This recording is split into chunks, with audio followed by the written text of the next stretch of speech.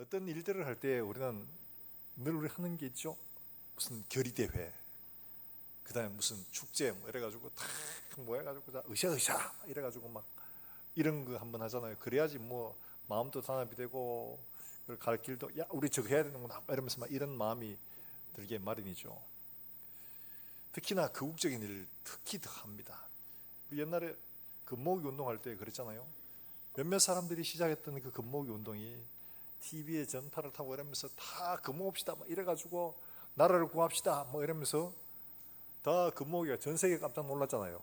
아니 한국 사람들은 도대체 어떻게 생겨먹길래 나라의 저런 위기를 만났을 때 자기 주머니에 든 금부치를 저렇게 아끼지도 않고 다 놓나. 아 손가락 1이네 이래가지고 반지 빼가지고 갖다 주고 목에 걸린 거 1이네 이래가 목에 떼가지고 갖다 주고 뭐 이래가지고 전 세계에서 유례가 없을 만큼 이렇게 빠르게 회복하고 성장했던 나라가 바로 우리나라죠. 그런 이벤트 굉장히 중요합니다.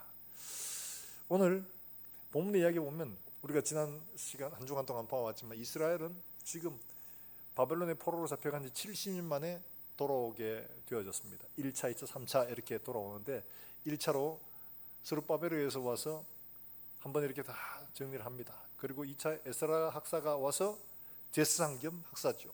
말씀을 가르치고 막 부흥이 막 일어나는 것 같았는데 또 짓불처럼 또 사라지고, 그리고 세 번째 느헤미야가 고향에 돌아왔던 하나님이라는 자기 친척을 통해서 이야기 들은 바는 전혀 엉뚱한 이야기를 듣게 됩니다.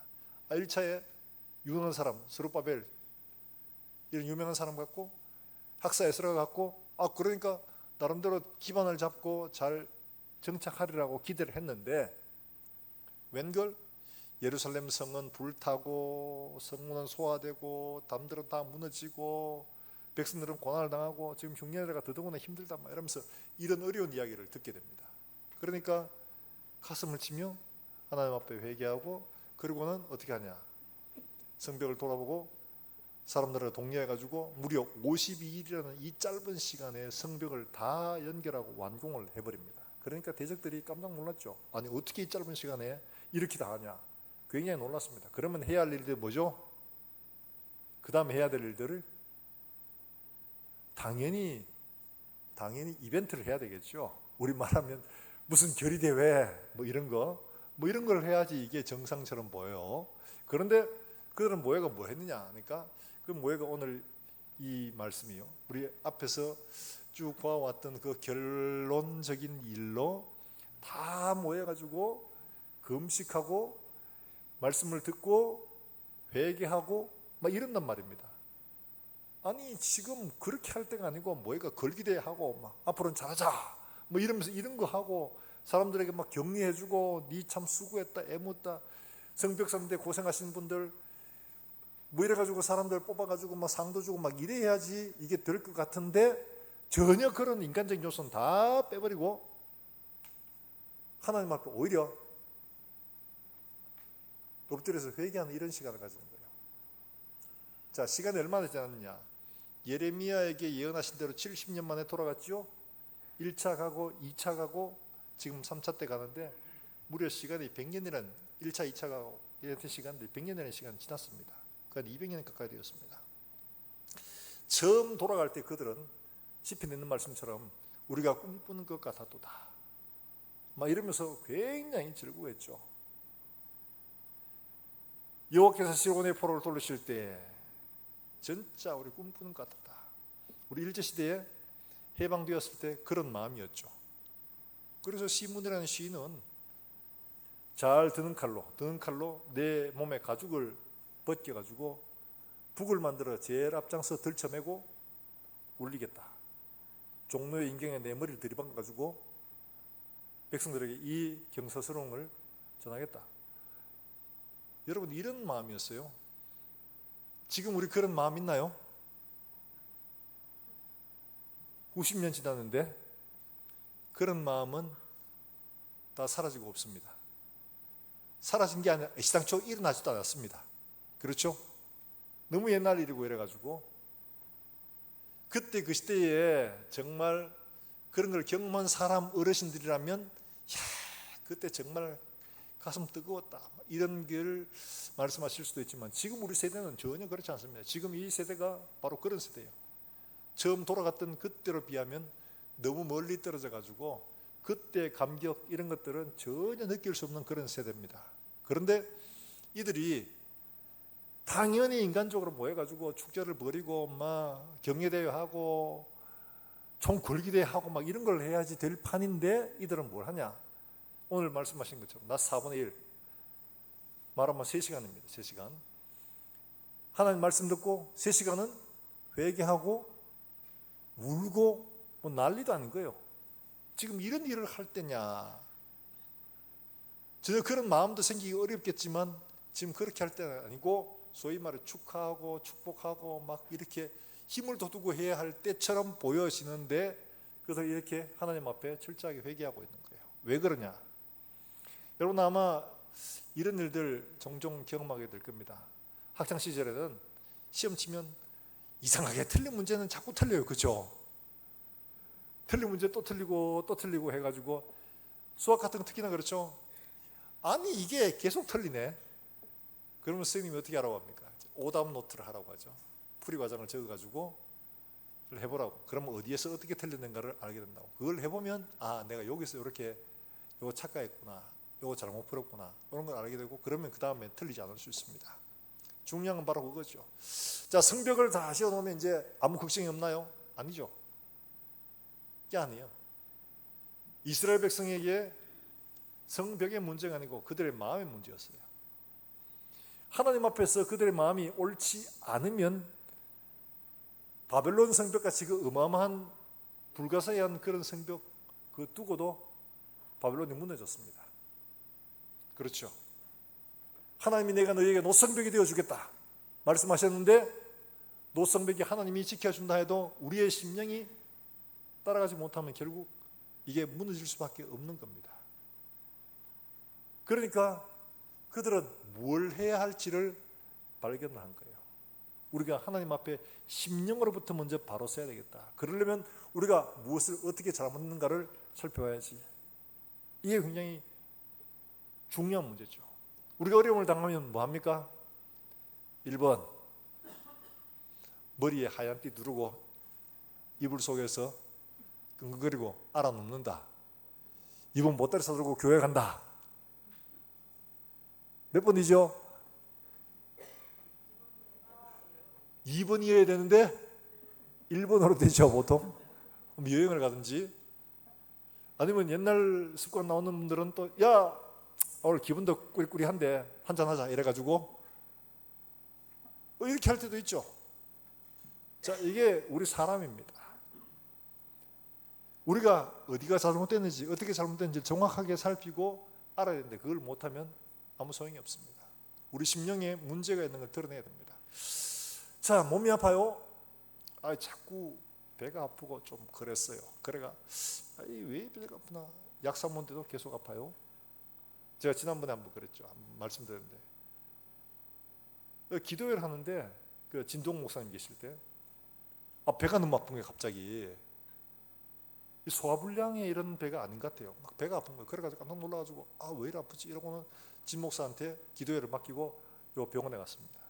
갔는데 병원에서 보더니만 일단 소화제 한번 먹어보세요. 소화제를 처방하더라고요.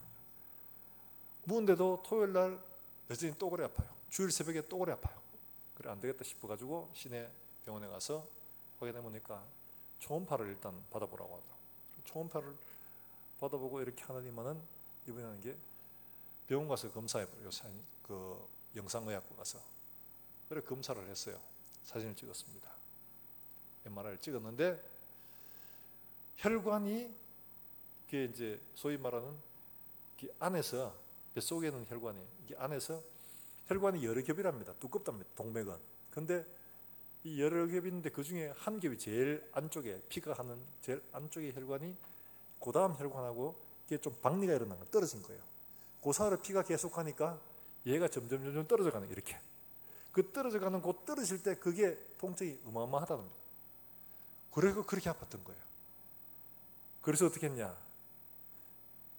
그래가 죽었던 게 아니고 아직도 살아있습니다. 이렇게. 그리고 어떻게 했냐?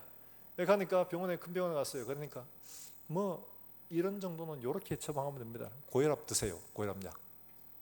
혈압약을 주더라고요. 아니 지금 뭐 떼아 붙이든지 뭘 해야지 생각하는데 그게 아니고 이건 혈압만 낮추면 됩니다. 그래가 혈압약을 계속 먹었어요. 그리고 몇 달이 지난 다음에 병원에 또 매번 이제 검사를 합니다. 한 달에 한 번씩 가서 검사를 하는데 나중에 되니까 선생님, 아니, 목사님 이렇게 하면서 괜찮아졌어요. 어떻게 됐어요? 그러니까 이게 구멍이 났는데 이게 떨어지면서 아이는 통과돼 버렸어요. 이렇게 통과돼가 핏줄이 하나 따로 생겼다는 거예요. 그러니까 아무 문제 없습니다. 이러는 거예요. 정확하게 아는 길들은 뭘 해야 돼요? 속에는 볼 수가 없으니까 사진을 찍어 봐야 되겠죠. 그래서 CT를 찍고 MRI를 찍고 하죠. MRI를 찍으면 조영제라는 걸 넣습니다. 조영제를 넣어가지고 혈관 속에 잘 보이도록 병변 부위가 암세포라든지 뭐 이런 이상 있는 부위가 어떻게 생겼는가 이거를 잘 보기 위해서 조영제를 넣어가지고 사진을 찍어요. 찍으면 그게 정확하게 드러납니다. 어떤 상황인지가. 암세포면 암세포가 어떻게 되는지. 그러니까 수술할 부위를 정확하게 알죠. 크기도 얼마나 되는지도 알고. 그걸 드러내고 마지막에는 또 어떻게 하냐. 또다시 조영제를 넣고 또 사진 찍습니다. 찍는데 그때는 전체를 다 스캔합니다. 그거를 이제 펫시티라고 이렇게 하는데 그 펫시티를 찍어가지고 다 보니까 몸에 암세포가 없어요. 깨끗해요. 그러면 통과. 가세요 집에 이제. 보내주는 겁니다. 그런 것처럼 우리에게 어딘가 문제가 있어요. 우리 인간 겉으로 보기에는 아무 문제가 없어 보여. 그럼 이런 문제가 생기면 당연히 어떤 생각이 들어요? 어떻게 하나님 이럴 수가 있습니까? 왜 하나님 이럴 수가 있습니까? 이러면서 하나님 앞에 불평하게 되거든요. 그런데 불평하는 이 상황, 정말 여러분 이 상황 보세요. 포로로 잡혀왔죠. 70년이 지났죠. 돌아갔죠. 100년이 지났습니다. 200년이 다 돼갑니다. 여전히 포로 생활하고 있고 어렵죠. 예루살렘에 돌아갔는데 이 돌아간 사람들은 잘 사냐? 그것도 아니에요. 환난을 당하고 어려움을 만나고 있습니다. 아니 하나님 약속하셨잖아요. 돌아가면 예루살렘 성 이스라엘에 막 촌락이 무성하게 되고 그 다음에 너희가 이렇게 왕성하게 막 부흥이 일어나고 막 하나님 영광이 막 이렇게 비치고 막 이렇게 될 거예요. 그런 거 하나도 없습니다. 당연히 어떤 생각 들어요? 하나님 계신 거 맞아? 아니 계시다고 약속을 했으면 약속한 대로 좀 뭐가 돼야지. 아무것도 안 되고 있잖아. 그럼 당연히 어떻게 돼요? 그 다음에 시험 들어요. 그죠? 시험 들고 하나님 존재가 의심스러워집니다. 이런 상황을 뭐라고 하냐? 하나님의 부재의 증거라고 하죠. 하나님 어디 있어요? 하나님 어떻게 이러실 수가 있어요? 이렇게 부재의 증거가 됩니다. 그런데요, 오늘 말씀을 보니까 그 부재의 증거 같은 이 상황 속에서 그들은 하나님의 말씀을 보면서 뭐라고 하느냐? 하나님이 옳습니다. 우리가 잘못했는 겁니다. 우리가 마땅히 받아야 할 일들이었습니다. 우리 조상들과 우리가 하나님 앞에 이렇게 범죄했기 때문에 우리가 이렇게 됐고 우리가 지금 이걸 당하고 있는 겁니다. 하나님은 옳습니다. 이러고 있는 거예요. 우리의 상황 속에서도 마찬가지죠. 우리가 어떤 불평이나 불만이 막 일어나고 왜 이러세요 하나님? 어떻게 이러실 수가 있어요? 하는데 이럴 때 우리가 뭘 해야 되냐? 제일 먼저 참된 회개, 하나님 말씀을 비추어 보므로 우리가 무엇이 어떻게 잘못됐는지를 정확히 찾아내는 게 필요하다는 거예요. 이게 제대로 되지 않으면 뭘 해야 될지를 알 수가 없는 겁니다. 어디로 가야 될지를 알 수가 없어요. 어려움을 만났을 때 내가 어떻게 해야 될지를 찾을 수가 없는 겁니다. 그저 사람 내킨 대로 친구들하고 만나고 뭐 책도 보고 이러면서 그렇게 인간적으로 풀려고 하는 거예요. 그러나 하나님 말씀은 우리에게 정확하게 우리가 어떻게 어디가 잘못됐는지를 알려주시거든요. 여러분 한번 볼까요? 히브리서 4장 12절 말씀 한번 찾아보시겠어요? 여러분 성경에 신약 빼놓고 오신 분이 아니면 신약 히브리서 4장 12절, 성경은 구약하고 신약 다 붙어 있으니까 구약 다음에 신약이 있는데 저 뒤쪽에 가면 히브리서 4장 12절의 말씀에 이렇게 말씀을 하고 있습니다. 히브리서 4장 12절 말씀. 예. 이제 본질을 바로 찾아가 보여주네요. 같이 한번 읽어볼까요? 같이 한번 읽어봅니다. 시작. 하나님의 말씀은 살아있고 설득력이 있습니다. 혼과 영과 및 관절과 골수를 찔러 쪼개기까지 하며 마음의 생각과 뜻을. 자, 하나님의 말씀은 장식이에요? 살아있어요? 살아있어요. 진짜요? 말씀이 돌아다니는 거 봤어요? 말씀이 성경에서 벌떡 일어나가지고 막 돌아다니는 거 봤어요? 못 봤잖아요. 그런데 말씀은 살아있다고 말해요. 그 왜 그러냐? 하나님이 살아계시기 때문에 그 말씀도 살아있다는 겁니다. 하나님이 살아계신 그분이 말씀하셨고, 그분이 말씀은 모든 것들을 존재하게 하고 모든 것들을 소위 말해서 운영을 하시거든요. 섭리하시거든요. 그러니까 그 말씀은 지금도 살아있어서 역사하고 계신다는 거예요. 이 말씀을 만나야지 그 다음에 영과 혼과 관절과 골수까지 진짜 우리 속에 있는 모든 것들, 우리가 겉으로 보지 못하는 것들 다 드러나게 된다는 거예요. 하나님 말씀이어야 되는 거예요. 하나님의 말씀과 하나님의 성령께서 그걸 조명해 주실 때 우리가 어디가 어떻게 잘못됐는지 이걸 제대로 발견할 수가 있습니다. 아무리 여행 다녀도 아무리 바다 보고 산을 봐도 몰라요. 그런데 하나님 말씀을 대해야 합니다. 하나님 말씀을 대해야 합니다. 어려운 문제를 만났을 때 부산으로 여행 가고 설악산 가고 뭐 지리산 가고 하지 말고 하나님 말씀 앞에 앉으시길 바랍니다. 말씀이 우리 생각 속에 우리의 삶에 잘못된 것이 무엇인지를 정확하게 드러내 줍니다. 그래야지 답을 얻을 수가 있어요. 하나님 말씀이 우리의 모든 생각과 판단을 드러나게 합니다. 그래서 그들은 다 남겨놓아서 어린애까지 다 동원해가지고 3시간은 말씀 듣고 3시간은 그들의 죄를 잡아가고 하나님 앞에 회개하는 시간을 가지고 있는 겁니다. 엄청난 거죠. 달리 말하면 지금 6시간 동안 집회하고 있는 거예요. 6시간 동안 3시간 말씀 듣고 3시간 기도하는 거예요. 자, 이러면 우리 중에 할렐루야 할 사람 몇이 될까요? 대부분 다 설교 3시간 하면 다 보따리 싸들고 다 뒤로 다 나갈 겁니다. 기도에 3시간 하면 대부분 앉아 졸을 겁니다. 그런데 이들은 지금 3시간 말씀 듣고 3시간 기도하는 일들에 동참을 하고 있는 거예요. 그들의 죄가 거기서 드러났거든. 하나님 말씀을 듣고 성령으로 조명을 받고 내 속에 든 모든 것들이 하나님 말씀으로 조명이 되면 아, 내가 어디가 잘못됐구나, 내가 이렇게 생각한 게 잘못했는 거구나, 이게 정확하게 드러날 수가 있는 겁니다. 말씀을 들을 때 여러분 그냥 듣지 말고 하나님의 성령께서 내 속에 잘못된 것을 정확하게 드러내 주십시오. 기도하는 마음으로 들으시길 바랍니다. 정말이에요. 그래야지 성령께서 겸손하게 말씀 앞에 복종하는 자들에게 말씀해 주십니다. 말 한번 해봐, 설교 한번 해봐, 내가 한번 들어줄 테니까 오늘 좀 길게 하나 짧게 하나 내가 한번 보자, 이러고 있는 사람에게는 하나님 말씀과 아무런 관계가 없습니다. 그 사람은 12시간을 들어도 아무런 변화가 없습니다. 단 1분이라도 겸손하게 하나님 말씀하옵소서. 제가 듣겠습니다. 제 속에 잘못된 것 조명해 주시고 깨닫게 하시고 토해내게 해 주시옵소서. 기도하는 마음으로 듣는 사람에게 하나님은 반드시 말씀해 주십니다. 드러내 주십니다. 하나님이 하신 일들이 그렇습니다. 말씀을 들어야 깨닫게 되죠. 그리고 하나님 앞에 열심히 말씀 듣고 기도하고 일들을 합니다. 사랑하는 여러분들, 우리의 잘못들, 겉으로 드러나는 윤리적 문제, 이런 걸로 해결할 수가 없습니다.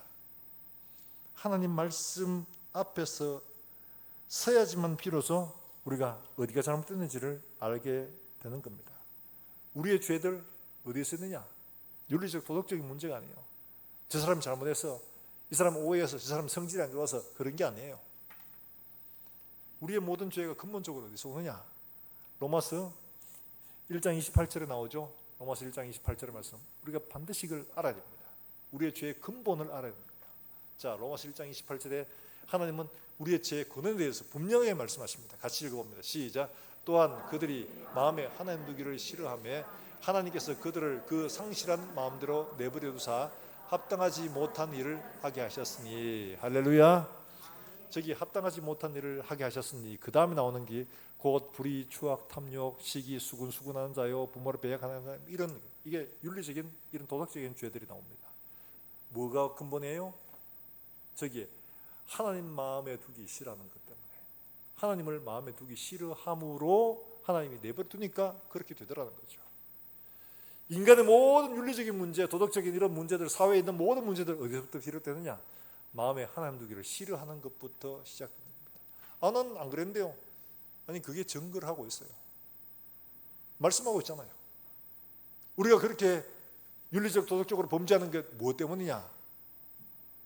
내가 하나님 마음을 두기를 싫어했다는 증거라는 겁니다. 드러나는 겁니다. 그대로.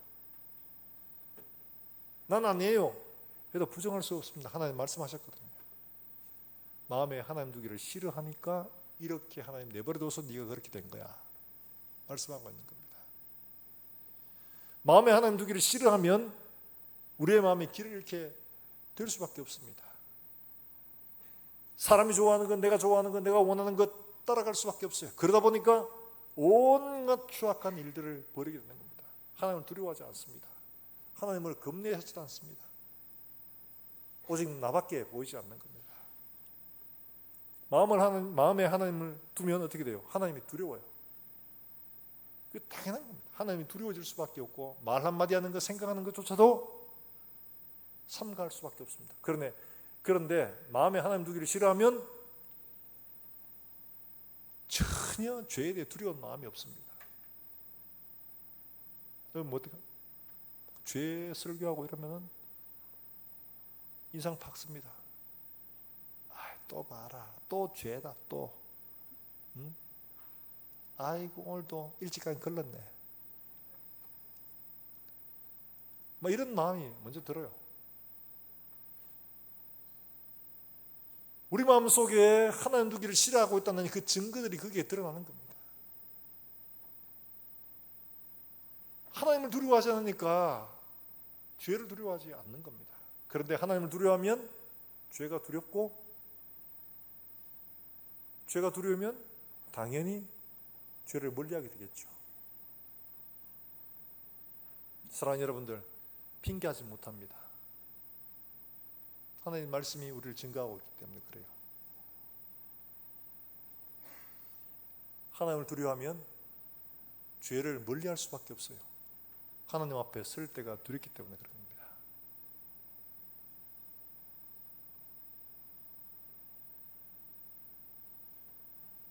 마귀는 우리에게 하나님을 두려워하지 않게 하고 당연히 지옥도 두려워하지 않게 합니다.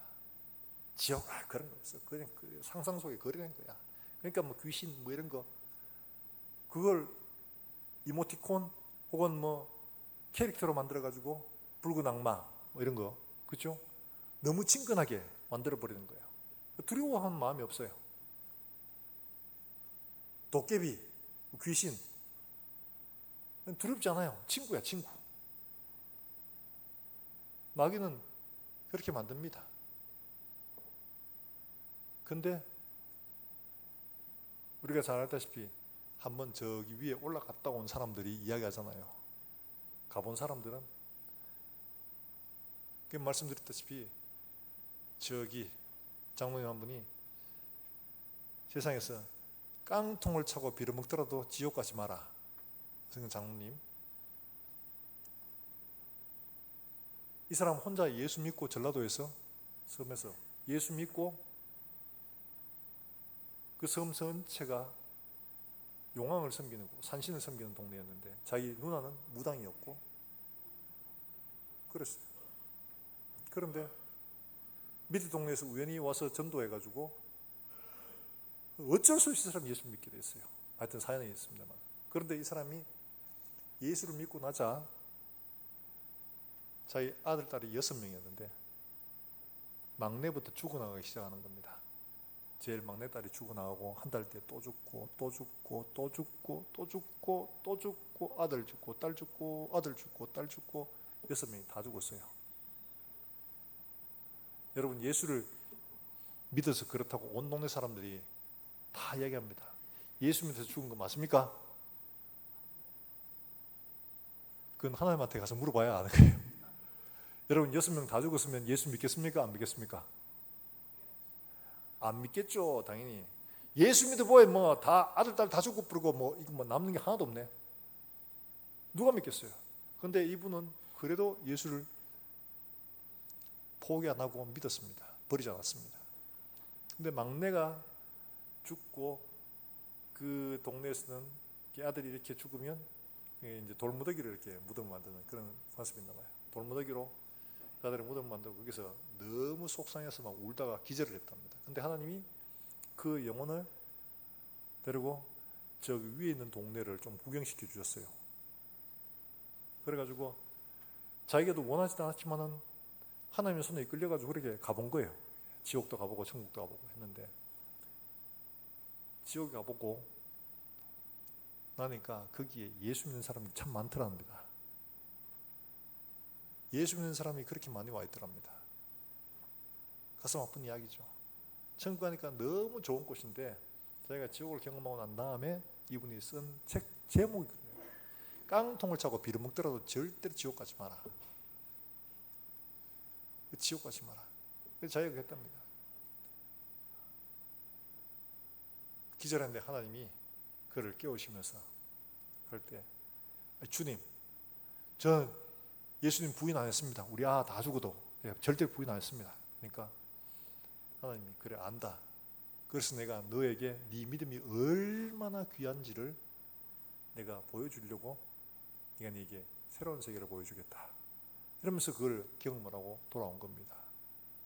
그래서 이분이 그걸 보고 난 다음에 그 동네에 자기 재산 다 들어가 교회 짓고 장로되고 동네 사람 다 전도하고 그랬다고 그래요. 여러분 중요한 것은 여러분 협박하려고 하는 게 아니고 한번 보고 나면 선명해집니다. 그렇죠? 그런 것처럼 우리가 말로 막 하는 그걸 진실로 받아들이지 않으니까 하나님 말씀하신 심판에 대한 것들이 두려운 줄 몰라요. 죄에 대한 두려움을 모릅니다. 그러다 보니까 예수 믿는 사람도 목사도 장로도 집사도 권사도 할 것 없이 많이 가지 말아야 될 곳에 가 있는 것을 보게 해주시는 거예요. 우리가 명목적으로 믿는다라고 말한다고 믿는 게 아닙니다. 우리의 삶이 증거를 합니다. 진짜 말씀대로 믿고 있는지를 점검하지 않으면 예외가 없다는 거죠. 굉장히 중요한 문제죠. 하나님의 부재와 같은 시간 거치더라도 우리가 그것을 능히 이겨낼 수 있는 힘은 하나님의 말씀과 성령으로 우리의 상황을 정확하게 해석하고 바로 진단하면 우리가 이겨낼 수 있지만 그러나 이걸 알지 못하면 넘어질 수밖에 없습니다. 이들은 하나님의 말씀을 읽고 듣고 그러니까 거기에서 그들이 어떻게 잘못되었는가를 깨닫게 된 거죠. 자, 9장 25절부터 나오는 말씀 보면 25절 26절의 말씀 이렇게 설명합니다. 그들의 고백입니다. 같이 한번 볼까요? 25절 26절입니다. 시작. 그들이 견고한 성읍과 기름진 땅을 점령하고 모든 아름다운 물건이 가득한 집과 한 우물과 포도원과 감람원과 허다한 과목을 차지하여 배불리 먹고 살찌고 주의 큰 복을 즐겨 싸우나 그들은 순종하지 아니하고 주를 거역하며 율법을 등지고 주께로 주를 심히 모독하였나이다. 하나님의 복을 받고 이렇게 넉넉하게 잘 살게 되는데 하나님 말씀을 전하는 선지자들을 쳐주겠죠. 그래서 어떻게 했습니까? 하나님을 심하게 모독했다고 자백하는 겁니다. 이 사람들이 한 게 아니라 조상들이 한 거예요. 그렇게 했다는 거예요. 자, 그래서 그들이 고백하는 건 뭐냐? 33절과 34절의 말씀에 이렇게 말하고 있죠. 같이 한번 봅니다. 시작. 우리가 모든 일에 주는 공의로우시니 우리는 악을 행하였사오나 주께서는 진실하게 행하셨습니다. 우리 왕들과 백들과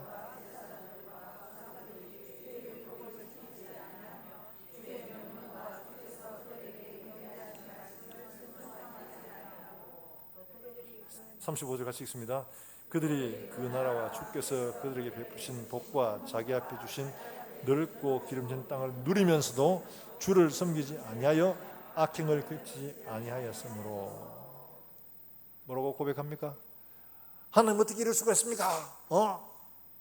돌아가셨으면 잘 살게 해주셔야지 왜 이런 어려움들을 계속 주시는 거예요? 여러분 따지고 있는 게 아니죠.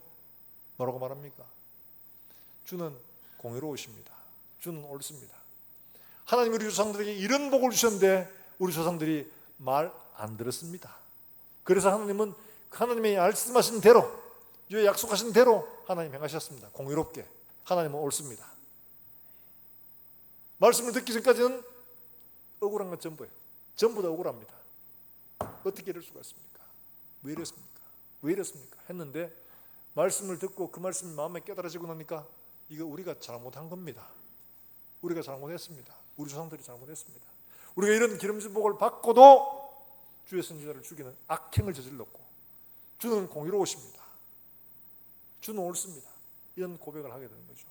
여러분, 하나님의 말씀을 듣지 않고 말씀이 깨달아지지 않으면 우리가 행한 것, 내가 당한 것밖에 보지 못하나 말씀을 바로 듣고 말씀을 바로 깨닫게 되면 고백하는 게 주는 공의로우십니다. 주는 옳습니다. 맞습니다, 주님. 맞습니다, 주님. 우리가 하나님 앞에 범죄였습니다. 이렇게 시인하지 않을 수가 없는 거예요. 그럴 때 우리가 어떻게 살다 보면 억울한 일들, 좀 한숨 터지는 일들이 생길 수 있습니다. 그럴 때 우리가 정말 진지하게 하나님 말씀 앞에 우리 자신들을 열고 말씀이 우리를 해석하도록 해야 됩니다. 우리의 상황을 하나님 말씀이 해석하고 그게 보여지면 우리가 마땅히 해야 할 일이 보이는 거예요.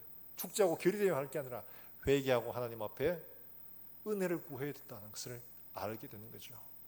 사랑하는 여러분들, 우리가 주의 말씀 앞에 설 때야 비로소 나 자신을 제대로 알고 하나님 말씀을 들어야지 우리가 가야 할 길들이 보여진다는 사실을 기억할 수 있기를 주의 이름으로 축원합니다. 하나님 어떻게 이러실 수가 있습니까? 하면서 말씀 보세요. 들으세요. 어떻게 이러실 수가 있어요? 하려고 하니까 말씀이 맞네요. 내가 잘못한 거네요. 되는 거죠. 사랑하는 여러분들, 우리의 삶에서 진정으로 하나님 말씀이 우리를 조명하고 우리를 해석해서 우리의 가야 할 길들이 말씀 앞에서 드러날 수 있기를 주 예수 이름으로 축복합니다. 자, 그럴 때 7절 이하에서 우리가 계속 읽어봤지만 나오는 것이 그들이 하나님 앞에 뭐가 잘못했는지를 설명하고 또 다르게 한 가지가 나오죠. 하나님의 은혜가 이렇습니다. 우리가 이건 잘못했는데 하나님 은혜가 이랬습니다. 이걸 계속합니다. 그들의 과거 역사들을 하나하나 짚어가면서 그들이 하나님 앞에 은혜를 어떻게 받았던가를 계속해서 설명을 하고 있는 겁니다. 여러분이 참 중요한 대목이에요. 왜냐니까 하나님의 은혜의 셈을 파는 일들이 정말 중요합니다. 이삭이 쫓겨났습니다. 블레셋 사람한테 밀려났습니다. 그런데 거기서 포기하는 게 아니고 또 우물을 파죠. 우물을 파니까 파는 족족 뭐가 나왔습니까? 금이 나왔습니까? 파는 족족 뭐가 나왔습니까? 그렇죠. 아이고, 창세기 다 읽어보셨네. 파는 족족 물이 나오는 거예요. 그러니까 블레셋 사람들이 시기하는 겁니다. 저것들은 어떻게 해? 파면 물이 나와 어떻게? 달리 말하면 우리의 삶에서 황무지 같은, 도무지 아무것도 나오지 않을 것 같은 그곳에도 우리가 하나님 말씀을 의지하여 땅을 파면 그곳에 은혜의 샘이 터지는 줄로 믿으시길 바랍니다. 이 은혜의 샘이 터져서 우리의 삶에 강같이 흘러갈 때 우리의 삶에 걸리는 것들이 다 은혜 아래에 묻히게 됩니다. 그런데 이 은혜가 말라 버리면, 샘이 나오지 않으면 우리는 작은 일도 불평하고 작은 일도 원망할 수밖에 없습니다. 중국의 양자강에 이제 지금인데, 지금은 그게 거의 사라졌다고 해요. 양자강에 션부라고 하는 직업이 있다고 해요.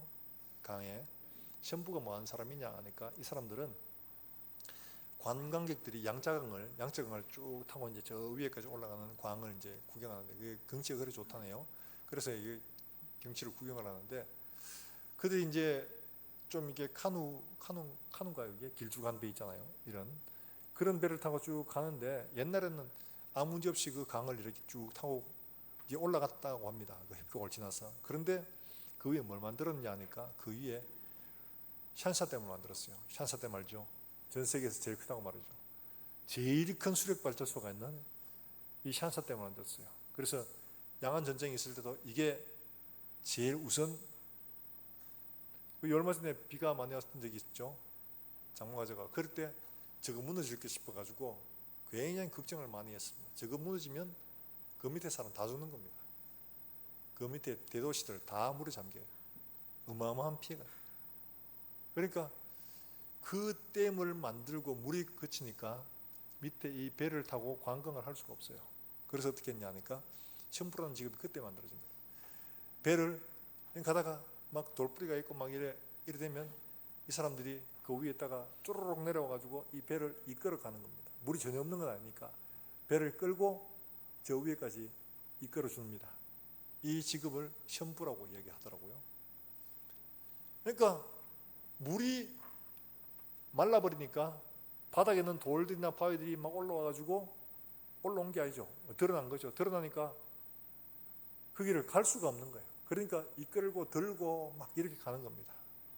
우리의 삶에서도 은혜의 샘이 터져가지고 우리의 삶에 강같이 흘러가면 아무런 문제 없이 감사함으로 살 수가 있는데 은혜의 샘이 메마르고 우리의 삶에 정말 온갖 불평들이 막 솟아나가지고 우리의 삶에 가는 곳마다 막 생기니까 가기가 너무 어려운 거예요. 이런 상황이 되어버리더라는 거죠.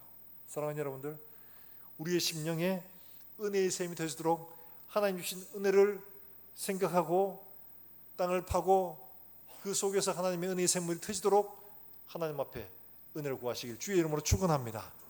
멀리 있는 건 아닙니다. 가까운 데서 다 일어나죠. 여러분 보세요. 멀리 있는 데서 찾지 않습니다. 하나님 말씀 하나하나를 짚어가면서 우리가 이렇게 불평했습니다. 그런데 하나님은 우리에게 이렇게 은혜를 주셨습니다. 우리가 이렇게 은혜를 입었는데 우리가 이렇게 불순종했습니다. 하나하나 찾잖아요. 어려운 문제 있을 때 찾아서 감사하면 우리 속에 하나님의 은혜의 샘이 터지게 됩니다. 말씀을 깊이 묵상하고 하나님 이것도 우리에게 은혜입니다. 이것도 은혜입니다. 돌아보니까 은혜입니다.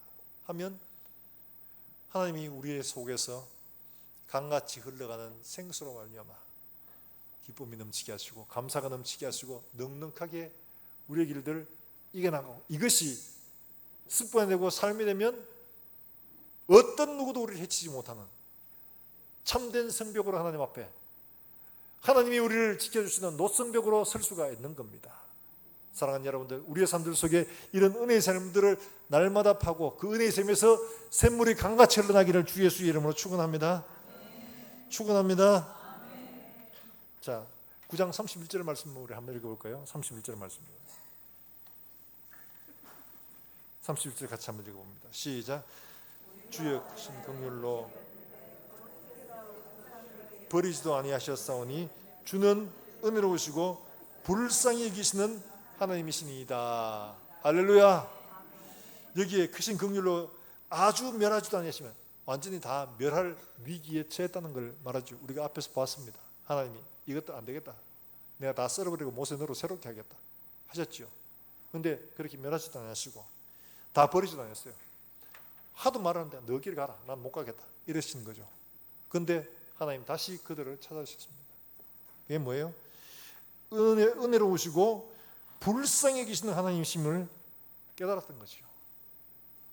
사랑하는 여러분들, 지금도 하나님은 우리를 은혜 베푸시길 즐겨하시고 불쌍히 계시는 하나님이신 줄로 믿으시길 바랍니다.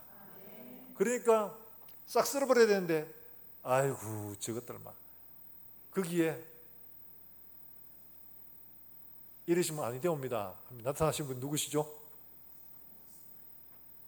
예수님이시죠. 저 죄대로 어쩌지 하니까 그럼 죄가 대신 받지요. 이 죽어야 되는데 그럼 죽죠. 예수님이 우리를 대신해서 우리의 하나님이 우리에게 쏟아주셔야 할 진노들을 대신 다 당하시고 우리를 살려내신죠. 이게 뭐예요? 은혜로우시고 긍휼이 많으십니다. 그리고 불쌍히십니다. 저것들 그렇게 싹 썰어버리면 안 됩니다. 사랑하는 여러분들, 이 하나님의 은혜와 긍휼에 의지하시기를 주 예수 이름으로 축복합니다. 우리가 붙드는 게 이거밖에 없습니다. 딴 거 의지 못합니다. 사람의 공의요? 택도 없습니다. 그렇죠? 하나님의 은혜와 긍휼 이거밖에 없습니다. 어쨌든 간에 그 하나님의 은혜의 긍휼을 그 옷자락 붙들고 늘어져 가지고 주님 그렇습니다. 은혜 아니면 하나님의 긍휼 아니면 내가 살 길이 없습니다. 주의 은혜와 긍휼만 내게서 거두지 마옵소서. 간절하게 붙들고 하나님의 은혜와 긍휼을 구할 때 하나님은 그렇게 우리를 불쌍히 여겨 주시는 분이십니다. 과거 역사들을 돌아보면서 하나님께서 그들에게 베푸신 은혜와 긍휼들을 지금 하나하나 되짚어가고 있는 겁니다. 사랑하는 여러분, 우리의 삶들 속에 불평할 거리가 많다고 생각되죠. 지금 있는 것들 도무지 이해되지 못하는 일들이 많죠. 그런데요, 어느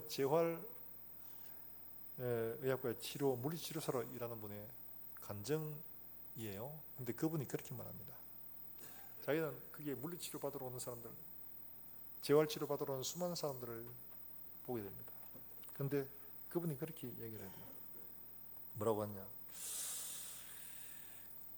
교통사고로 한쪽 팔이 절단이 되어가지고 한쪽 팔이 없는 젊은 청년이 나머지 팔로 이제 살아가는 걸 배워가는데 그 청년이 그렇게 얘기를 하더랍니다.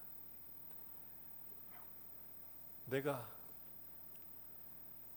팔만 있었어도, 저 청소하시는 그 병원 청소년, 나도 저렇게 빗자루 들고 청소할 수 있는데 그러는 거예요.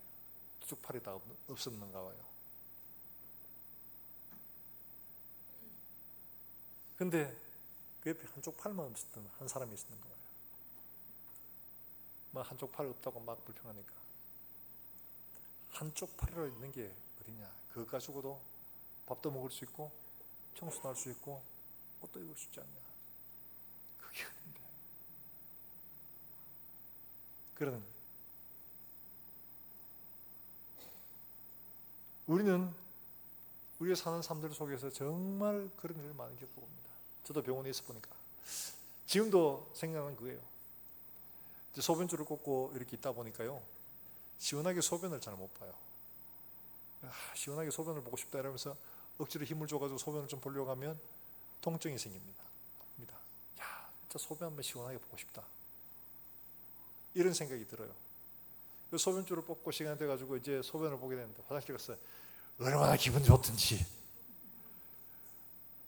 할렐루야. 화장실에 갈 때마다 여러분 할렐루야 하십시오.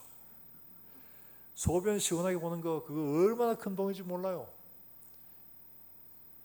야, 그래서 저는 소변 볼 때마다 하나님 내 죽을 때까지 시원하게 내 혼자 소변 보고 내 뒷사까지 할 수 있도록 주님 축복해 주십시오. 그때 그게 너무 절실했거든요. 그래. 하나님께서 우리에게 일상생활에 주신 이것들이 얼마나 큰 은혜인지 없어져 보면 압니다. 하나님이 은혜 베푸셨음을 너무 멀리서 찾지 말고 가까이서 지금 내게 주어진 것들로만 하나님이 은혜를 주시는 것들이 너무 크고 많다는 사실을 발견할 수 있기를 바랍니다. 이게 은혜의 셈을 파는 거예요. 은혜의 셈을 파는 거야. 일상 속에서 그들이 지나온 역사들을 되짚어보면 하나님 앞에 감사하잖아요. 첫날 우리 임종구 목사님 이야기하셨죠.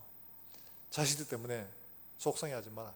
그 밖에 나갔다 들어오는 것만 해도 감사한 거다. 그거. 들어오는 것만 해도 감사한 거다. 그거. 그렇게 말하잖아요. 나와가지고 무슨 병고로 안 들어오는 자녀를 두어보면 뭔 짓을 하든 간에 하여튼 그래가 집으로 들어오는 것만, 기 들어오는 것만 해도 고마운 거죠. 우리의 두 다리로 멀쩡하게 서서 교회로 오고 우리의 목소리로 찬양할 수 있고 말씀을 들을 수 있는 두 귀가 있는 것, 이것만 해도 감사한 줄로 믿으시길 바랍니다. 좀 안타까운 건 우리 연세 드신 우리 장로님이나 집사님 중에도 보청기를 듣고 우리 음량 시스템이 별로 선명하지 못해가지고 막 들으시면서 막 귀를 막 이렇게 대가지고 들으시고 막 하는 것만 참 안타까워요. 근데 가만히 앉아가지고 소리 잘 들을 수 있고 하는 것만 해도 얼마나 감사해요. 감사할 수 있기를 바랍니다. 우리 일상생활 속에서 하나님 앞에 은혜의 샘들을 너무 멀리서 말고 우리 가장 가까이서 내게 있는 것으로 파보세요. 그게 감사예요. 그게 은혜가 많습니다. 은혜의 강은 한 번에 생기는 게 아니고 작은 물줄기들이 하나하나 모여가지고 은혜의 큰 강이 이루어지는 겁니다. 작은 감사, 작은 하나님의 은혜들이 모여서 은혜의 큰 강을 이루어서 우리의 삶들 속에 문제없이 불평들, 어려움들을 넉넉히 그 위에 띄워서 우리의 삶을 지나갈 수 있도록 만들어주시는 줄로 믿으시길 주의 이름으로 축원합니다. 이스라엘 백성들이 지금 이 은혜를 지금 되짚어보고 있는 거예요. 우리가 이렇게 하나님 은혜를 받았다. 우리가 이렇게 은혜를 받았다. 우리가 아주 멸절을 당할 그런 상황이었지만 하나님은 은혜를 베푸시는 분이었다. 이 고백하고 있잖아요. 사랑하는 여러분들, 적어도 오늘 하루만큼만이라도 하나님 은혜에 감사하며 하는 것마다 하나님 앞에 감사하고 은혜의 샘들을 길어 우리의 삶들 속에 은혜의 강물이 넘치게 하는 그런 하루가 될 수 있기를 주의 이름으로 축원합니다. 축원합니다. 이 시간 우리 함께 찬송하고 기도하겠습니다.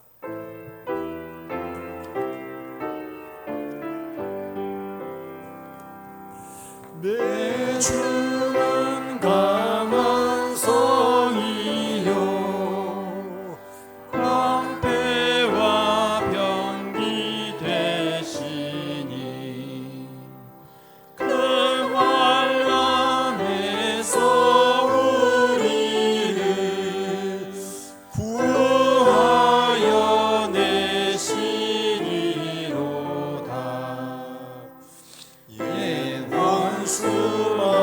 원수마귀는 이래도 힘을 써 모략과 권세로 무기를 삼으니 천하에 누가 삼절하겠습니다. 이 땅이 마귀 들끓어 이 땅에 마귀 들끓어 우리를 삼키려 하나. 겁내지 말고 섰거라. 진리로 이기리로다. 친척과 재물과 명예와 생명을 다 뺏어간데도 진리는 살아. 그 나라 영원하리라. 그 나라 영원하리. 이 시간 우리 함께 기도하실 때 주님 그렇습니다. 주님 우리에게 든든한 산성이 되어주시고 주님 우리에게 은혜의 보고가 되어주셔서 우리의 삶들 속에 무너지지 않는 성벽으로 하나님 서 있게 주님 축복해 주시옵소서. 하나님 아버지, 사람의 방법, 사람의 길을 따라가는 것이 아니라 하나님 말씀으로 우리의 허물들을 바로 알고 하나님 앞에 회개하고 하나님 말씀으로 다시 한번 우리에게 베푸신 은혜들을 날마다 기르네 우리의 삶들 속에 하나님의 은혜의 강들이 흘러 넘칠 수 있도록 주님 축복해 주시옵소서. 우리 함께 한 목소리로 통성으로 기도하겠습니다. 살아계신 하나님 아버지, 우리가 여러 가지 문제를 만나 넘어지고 무너진 삶을 살 때에도 우리를 놓지 않으시고 우리에게 은혜와 긍휼을 베푸시며 여기까지 이르게 하신 하나님, 우리의 모든 삶들 속에 우리가 하나님 앞에 무엇이 잘못된지 말씀을 통하여 우리가 바로 깨달을 수 있도록 주님 은혜를 베풀어 주시기를 원합니다. 하나님 아버지, 우리가 하나님 말씀으로 우리의 허물들을 찾고 하나님 말씀으로 우리가 바로 깨달아서 하나님 앞에 깊이 회개하고 우리의 삶들을 하나님 앞에 바로 세울 수 있도록 주님 은혜를 베풀어 주시기를 간절히 원합니다.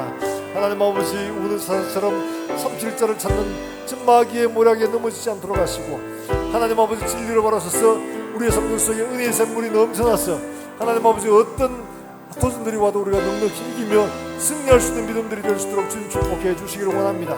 우리가 넘어지지 않고 우리의 삶들 속에 하나님 아버지 말씀으로 승리하며 은혜로 승리하는 종들의 삶이 되도록 주님 축복하여 주시옵소서.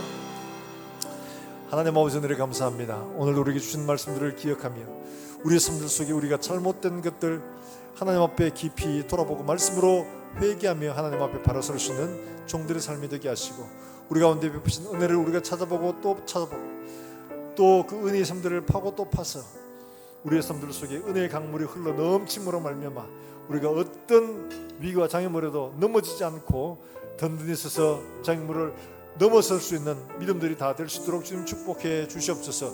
하나님 아버지 이 한 주간도 주의 은혜로 말미암아 하나님 아버지가 이렇게 굳게 서서 믿음의 장벽을 하나님 아버지 든든히 세워가는 우리의 삶이 될 수 있도록 주님 축복해 주시옵소서. 하나님 아버지 우리에게 베푸신 은혜 하나님 앞에 감사하며 귀한 예물 드립니다. 사랑하는 종들의 가정과 일터를 주님 축복하시고 하나님 아버지 우리의 삶이 부유해질 거기에만 우리의 마음을 모으는 것이 아니라 남을 부유케 하는 사랑하는 종들의 삶이 될 수 있도록 주님 은혜를 베푸시고 약하고 부족한 자들을 돕고 구제하는 풍성하고 부유한 손길들에게 주님 축복해 주시옵소서. 하나님 아버지 우리 사랑하는 자녀들 하나님 말씀으로 잘 자라나서 정말 하나님이 노성벽이 되어주시고 하나님이 지키시는 귀한 은혜의 삶을 살 수 있게 해주시고 하나님 아버지 오늘도 멀리서 주의 복음을 전하는 사랑하는 선교사들을 기억하시고 그들에게 오늘도 든든한 노성벽이 되어주셔서 생명의 놀라운 역사들이 그들을 통하여 일어날 수 있도록 주님 축복해 주시옵소서. 하나님 아버지 고통 가운데 하나님 앞에 신음하며 하나님 앞에 은혜의 손을 구하는 종들에게 하나님 불쌍히 계시고 하나님은 은혜로우시며 자비하신 분이신 줄로 믿사오니 주님 그들을 불러일으키시고 손잡아 다시 세워주셔서 감사함으로 하나님 아버지 믿음의 장벽을 바로 세워갈 수 있도록 주님 축복하여 주시옵소서. 이 한 주간도 살아가는 종들의 삶들 속에 하나님 함께 하시며 걷는 걸음들마다 하나님의 놀라운 은혜와 역사들이 일어나게 해 주시옵소서. 감사하며 예수님의 이름으로 기도합나이다. 아멘.